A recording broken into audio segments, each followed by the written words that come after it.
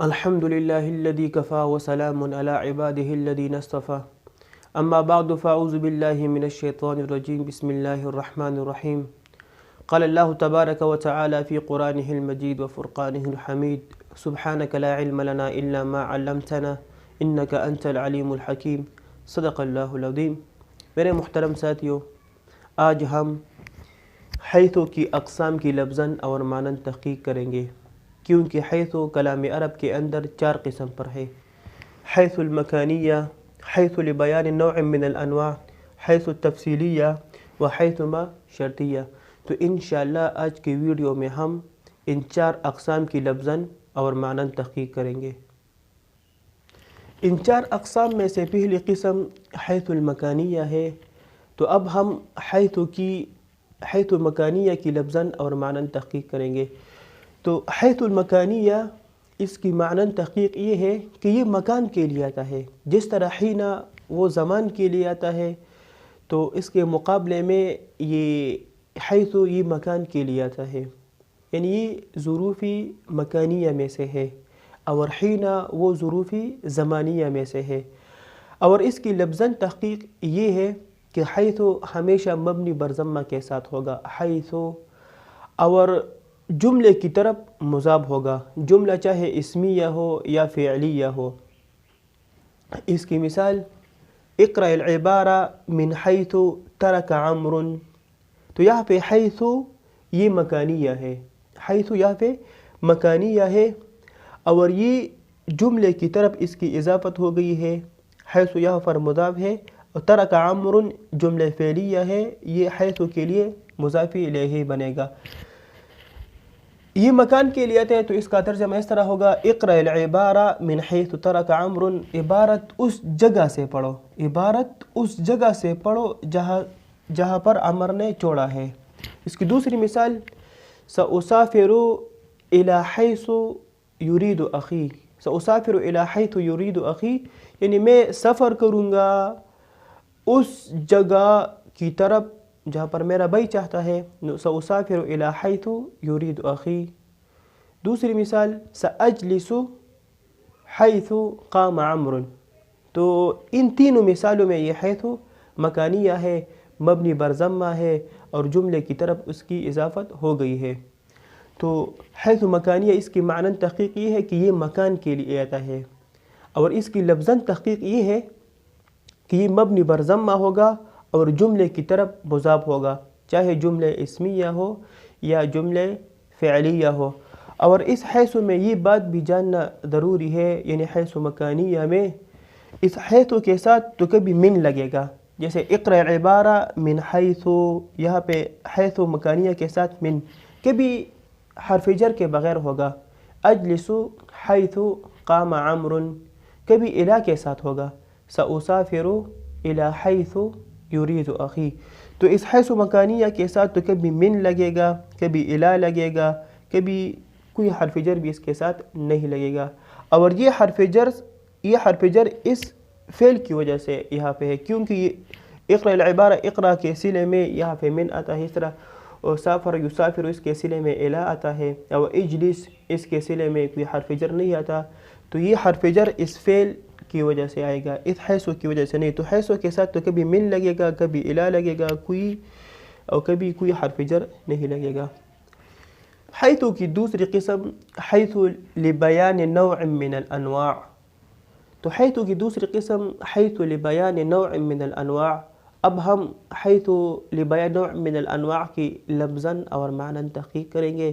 تو حیث لبیان نوع من الانواع، اس کی معناً تحقیق یہ ہے، یعنی اس حیث کی معناً تحقیق یہ ہے کہ ایک چیز ہے، اس کے بہت سارے انواع ہیں. اس انواع میں سے اگر آپ ایک نوع کو متعین کرنا چاہتے ہیں تو حیث کے ذریعے کریں گے.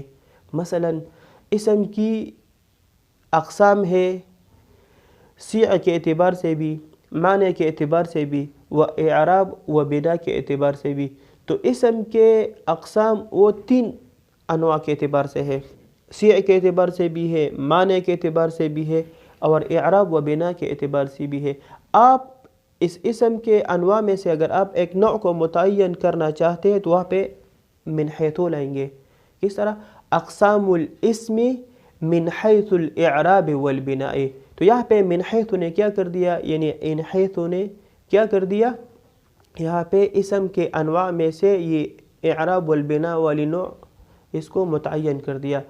تو من حیث کی معنی تحقیق یہ ہے کہ ایک چیز ہے, اس کے بہت سارے انواع ہیں, ان میں سے اگر آپ ایک نوع کو متعین کرنا چاہتے ہیں تو وہ حیث لبیان نوع من الانواع کے ذریعے کریں گے. اس کی دوسری مثال تعلمت العربیۃ من حیث الکتابۃ لا من حیث النطق. آپ عربی سیکھنے کی 4 انواع کے, یا تو آپ عربی سیکھیں گے مطالعے کے اعتبار سے, یا تکلم کے اعتبار سے, یا کتابت کے اعتبار سے, یا فہم کے اعتبار سے. تو یہاں پہ اگر آپ ایک نوع کو متعین کرنا چاہتے ہیں تو آپ حیث کے ذریعے کریں گے. یعنی تعلمت العربیۃ من حیث الکتابۃ فقط, لا من حیث النطق ولا من حیث الفہم ولا من حیث المطالعۃ, بل تعلمت العربیہ من حیث الکتابۃ. تو یہاں پہ حیث نے کیا کر دیا, اس عربی سیکھنے کے 4 انواع میں سے صرف ایک نوع کو متعین کر دیا, یعنی تعلمت العربیہ من حیث الکتابۃ فقط. اور حیث لبیان نوع من الانواع, اس کی لفظاً تحقیق یہ ہے کہ یہ حیث بھی ہمیشہ مبنی بر ضمہ کے ساتھ ہوگا, حیث. اور دوسری ان حیث سے فعل ہمیشہ من ہوگا, یعنی ہم من حیث پڑھیں گے, حیث اس من کے بغیر نہیں آئے گا. جب حیث لبیان نوع من الانواع کے لیے ہو تو وہاں پہ من ضرور بھی ضرور ہوگا. ان تعلمت العربیہ من حیث. اور حیث مکانیہ میں یہ من شرط نہیں ہے, من بھی آتا ہے, الا بھی آتا ہے, اور یہ حیث حرف جر کے بغیر بھی آ سکتا ہے. لیکن یہاں پر حیث لبیان نوع الانواع میں یہ حیث ہمیشہ من کے ساتھ ہوگا. اور تیسری لفظ تحقیق اس کے اندر یہ ہے, یہ حیث مفرد کی طرف بھی اس کی اضافت ہو سکتی ہے. مثلا تعلمت العربیہ من حیث الکتابۃ, یہاں پر یہ مفرد کی طرف اس کی اضافت ہوگی, اور جملے کی طرف بھی اس کی اضافت. حیث کی تیسری قسم حیث التفصیلیہ ہے.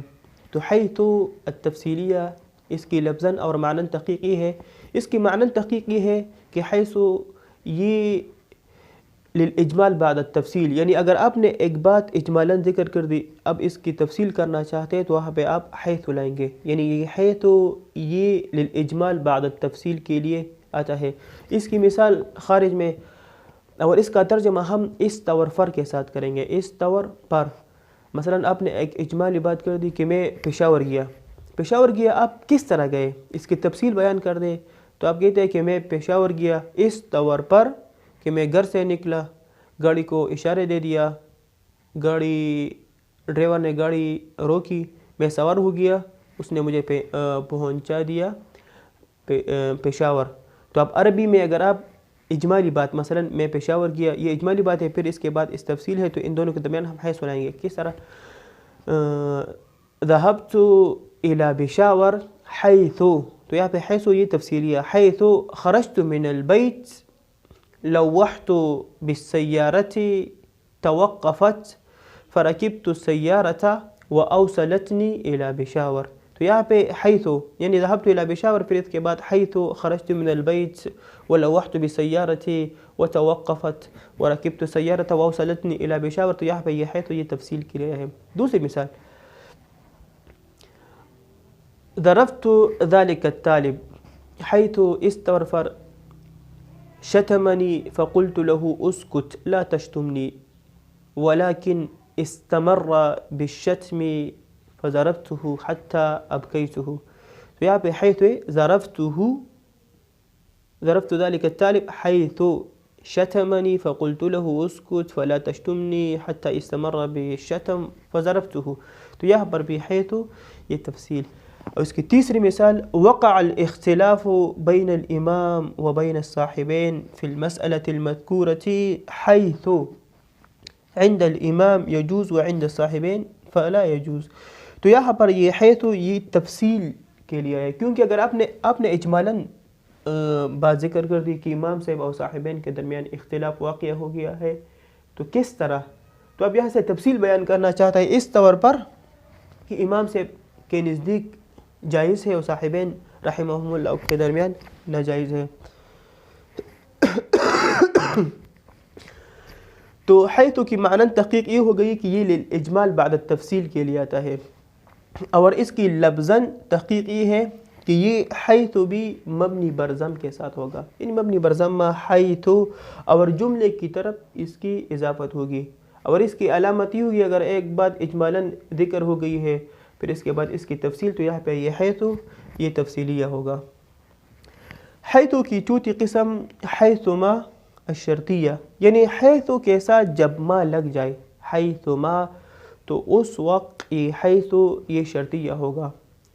جب حیث ما اسما کی وجہ سے شرطیہ ہو گیا تو شرط کے لیے یہ ضروری ہے کہ اس کے بعد ہم دو جملے ذکر کریں گے، ان میں سے پہلی جملہ جملہ شرطیہ اور دوسری جملہ جملہ الجزائیہ ہوگا، اور یہ لفظاً بھی عمل کرے گا اور معناً بھی عمل کرے گا۔ لفظاً عمل تو یہ کہ جم دے گا، اس کی مثال حیث ما تحب نأکل طعام، حیث ما تحب نأکل الطعام، حیث ما تريد السفر نذهب، تو یہاں پہ حیث ما تريد السفر نذهب، تو یہاں پہ حیث ما، تو اس نے اس جملے کے اندر شرط والا معنی پیدا کر دیا لیکن مکان، یعنی حیث ما تريد السفر، جہاں پر تو سفر چاہتا ہے، نذهب تو جائیں گے۔ تو حیث ما جب حیث کے ساتھ ما لگ جائے تو یہ شرطیہ ہوگا، اور اس کا ترجمہ ہم جہاں پر کے ساتھ کریں گے، اور اس کے بعد دو جملوں کا ذکر کرنا ضروری ہے، کیونکہ یہاں پہ حیث ما شرطیہ ہے اور شرط کے بعد دو جملے کا ذکر کرنا ضروری ہے۔ تو حیث ما